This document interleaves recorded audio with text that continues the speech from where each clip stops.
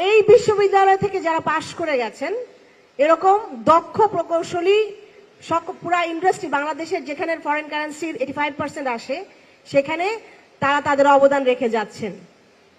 এবং সত্যি আমরা যখন স্টুডেন্ট ছিলাম বুটেক্সের, আমি 27 ব্যাচ আর আজকে 52 ব্যাচের সাথে একসাথে আছি এখন, তো 27 ব্যাচ সেইখান থেকে বের হওয়ার সময়, ইন্টার্নি করার সময় থেকেই আমাদেরকে চিন্তা করতে হয়নি আসলে আমরা সামনে কোন জবে যাব, আমাদের ভবিষ্যৎটা কিরকম হবে।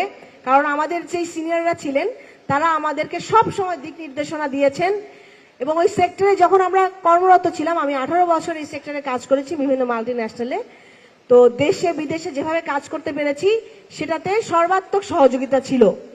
এবং আমি বলে যেতে চাই, আজকের যেই নতুন মুখ, নতুন প্রাণ যাদেরকে নিয়ে আজকে আমাদের এই নবীন বরণ, তাদেরকে আমাদের পক্ষ থেকে যারা আমরা আছি এখন তোমাদের সিনিয়র, সবার পক্ষ থেকে সর্বাত্মক সহযোগিতা থাকবে যেন সামনের দিনগুলোতে সাকসেসফুল ভাবে ইনশাআল্লাহ ভবিষ্যৎটা গঠন করতে পারে।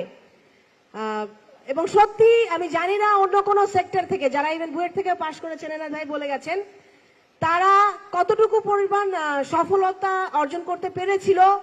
কিন্তু আমার মনে হয় টেক্সটাইল ইঞ্জিনিয়ারিং পাশ করার পর এখন পর্যন্ত একজনও বেকার নাই।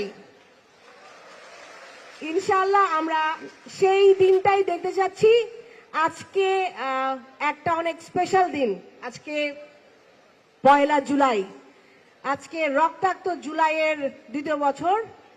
এবং যেই বাংলাদেশে আজকে আমরা দাঁড়িয়ে আছি, নতুন গণ অভ্যুত্থানের পরে যে অভ্যুত্থানটা হয়েছিল তোমাদের মতো তরুণদের হাত ধরে, ছাত্রদের, জনতার হাত ধরে, সেই নতুন বাংলাদেশে আমরা চাই তোমাদের মতো যারা আছেন, নতুন প্রাণ, নতুন শক্তি, তারাই যেন ইনশাল্লাহ সামনের দিকে বাংলাদেশকে এগিয়ে নিয়ে যায়।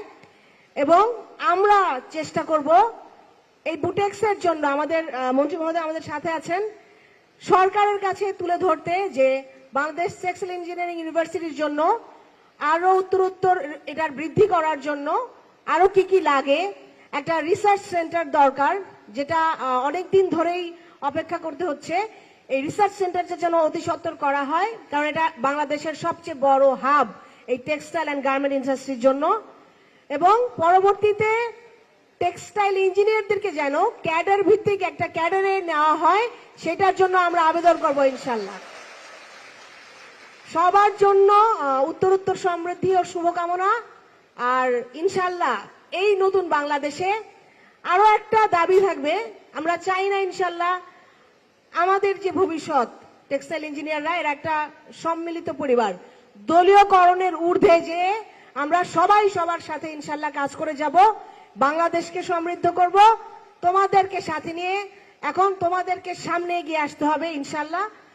আমরা বুটেক্সকে এমন জায়গায় নিয়ে যাব যেন বাংলাদেশের টপ লিস্টের 1, 2, 3-এর মধ্যে বুটেক্স থাকে ইনশাল্লাহ। ধন্যবাদ, ধন্যবাদ। বাংলাদেশ জিন্দাবাদ। আবারও অনেক শুভকামনা।